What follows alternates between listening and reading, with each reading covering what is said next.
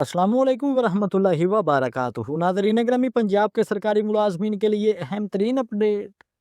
Contract मुलाजमीन को फ़ारग करने के हवाले से जो इस टाइम पे खबरें गर्दिश कर रही हैं, तो उस हवाले से पंजाब के सरकारी मुलाजमीन के लिए ख़ास तौर पर पंजाब के सरकारी मुलाजमीन जो रेगुलर नहीं है, जो कंट्रैक्ट पे काम कर रहे हैं, डेली वेजेस पे काम कर रहे हैं, तो उनके लिए अहम तरीन अपडेट आ चुकी है। तो आइए पहले ये वीडियो देखें, फिर इसकी तफसीलात से आपको आगाह करते हैं।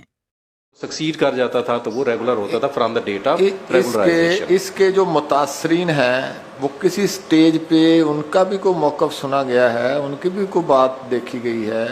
जो लोग इससे मुतासर होंगे उनकी तादाद क्या है, उसका कोई आपके पास कोई स्टडी है कि कितने लोगों के चूल्हे बुझेंगे, कितने लोग मुतासर होंगे? आइंदा आने वालों को तो रास्ता ही बंद हो गया।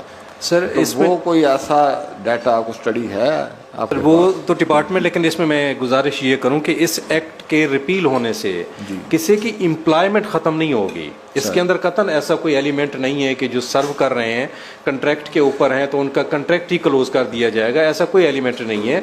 और दूसरा ये कि वो तमाम लोग जो इस रिपील से पहले रेगुलराइज्ड हो चुके हुए हैं उसको भी इसके अंदर सेविंग दे दी गई है, वो सेव्ड हैं।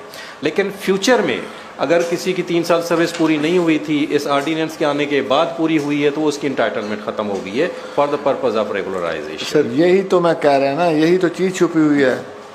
आखिर कॉन्ट्रैक्ट की एक मुद्दत है ना, उसने ख़त्म होना है तो तब फारग हो जाना है। आज नहीं होना, कोई 3 महीने बाद हो जाएगा, कोई 6 माह बाद हो जाएगा, और साल बाद हो जाएगा। वो उसका हक ख़त्म कर रहे हैं ना। जो 90 डेज़ वाला फार्मूला था उसको ख़त्म कर रहे हैं, जो कॉन्ट्रैक्ट वाला था वो उसको ख़त्म कर रहे हैं। तो ये लोग जो इस चक्कर में आ गए थे कई अच्छे मौके छोड़ के नौकरियों में कि चलो मुस्तकिल हो जाएंगी, अब वो सारे मायूस ही होंगे। मेरा तो सिर्फ यही कहना है कि जिन पे ये बिजली गिरनी है उनको किसी स्टेज पे पूछा गया है, उनकी कोई राय ली गई है, या वो बेचारे बाद में जुलूस ही निकालेंगे, उनकी यहाँ आके रास्ते बंद करेंगे। तो आप तो कानून बना के ले आए, दे के चले जाएंगे हम, तो इसका जो भुगतना है हमने, तो वो उसकी मैं बात कर रहा हूँ। वो भी कहीं किसी ने देखा है उस बात को भी? तो जॉब सिक्योरिटी किसी के पास है ही नहीं इस वक्त। अदालतों में जो लोग, कितने लोग गए हैं, सैकड़ों थाउजेंड्स में हैं जो अदालतों में हैं कि जी हमें रेगुलराइज किया जाए। इस बिल के बाद फिर वो सारे उनके राइट्स ख़त्म हो जाएंगे, वो तो फिर फारग हो जाएंगे सारे, और फ्यूचर भी नहीं रहेगा। आप दुरुस्त फरमा रहे हैं। मैं तो दोस्तों फरमा रहे हैं, मान ले, फिर मानते भी नहीं है। मैं एक वर्ड को रिपीट करना चाह रहा हूं जो सर ने भी फरमाया है कि regularization is not a right. ये as a matter of right claim नहीं हो सकती थी even in the presence of the act. उसमें भी यही था कि वो सब्जेक्ट एक टेस्ट था जो डिपार्टमेंट एक स्क्रूटनी से, कमेटी से उसको आगे ले आके अगर वो सक्सेसफुल होता था तो फिर उसकी रेगुलराइजेशन डिपार्टमेंट उसको ग्रांट करता था। सुपीरियर जुडिशरी के डिसीजंस हैं, उसमें तो था कि जो बंदा 89 डेज से ज़्यादा सर्विस कर लेगा वो उसका राइट क्रिएट हो जाए।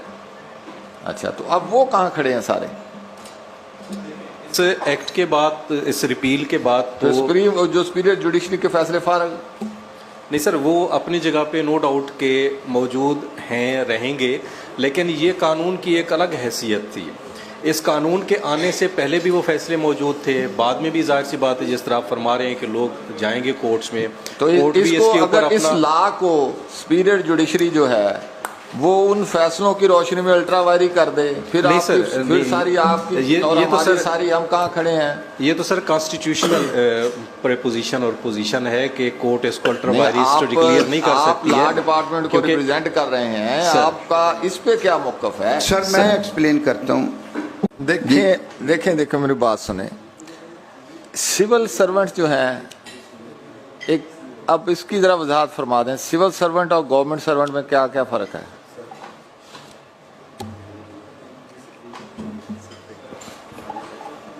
सर सिविल सर्विस डिफाइंड है सर, वो तमाम लोग जिस तरह पंजाब के अंदर हमारी पीएमएस है, ये सिविल सर्विस की कैटेगरी है सर।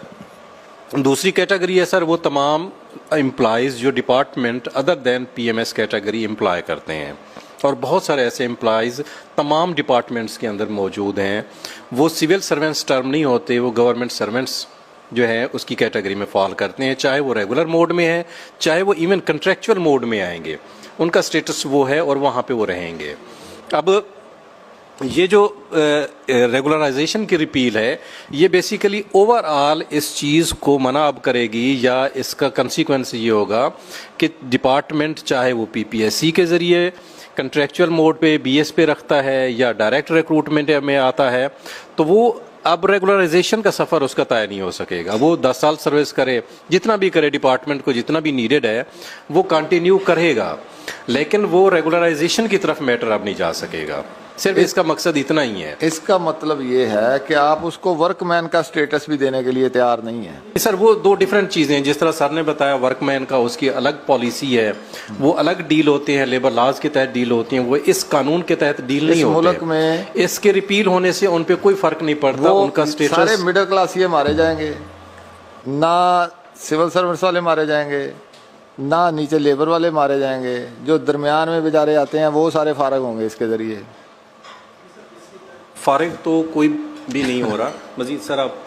जी तो दोस्तों, जैसा कि आपने आज की इस वीडियो में देखा है, जब भी कोई मुलाजिम कंट्रैक्ट पे भर्ती होता है, कंट्रैक्ट पे अपनी ज्वाइनिंग करता है, तो उसकी ख्वाहिश यही होती है कि कुछ अर्सा गुजरने के बाद, कुछ साल गुजरने के बाद मुझे रेगुलर कर लिया जाएगा। लेकिन जैसे कि अभी रिसेंटली पंजाब हुकूमत की जानिब से एक नोटिफिकेशन जारी किया गया है, जिसके मुताबिक आइंदा से कोई भी कंट्रैक्ट, किसी भी कंट्रैक्ट पर भर्ती मुलाजिम को रेगुलर नहीं किया जाएगा। तो इससे जो कंट्रैक्ट पे, जो डेली वेजेस पे पंजाब में मुलाजमिन काम कर रहे हैं, वो खासे परेशान हैं और वो आइंदा के लिए अपना लाहे अमल जो है वो तैयार कर रहे हैं। यानी कि फॉर एग्जांपल अगर उन मुलाजमिन को रेगुलर नहीं किया जाता,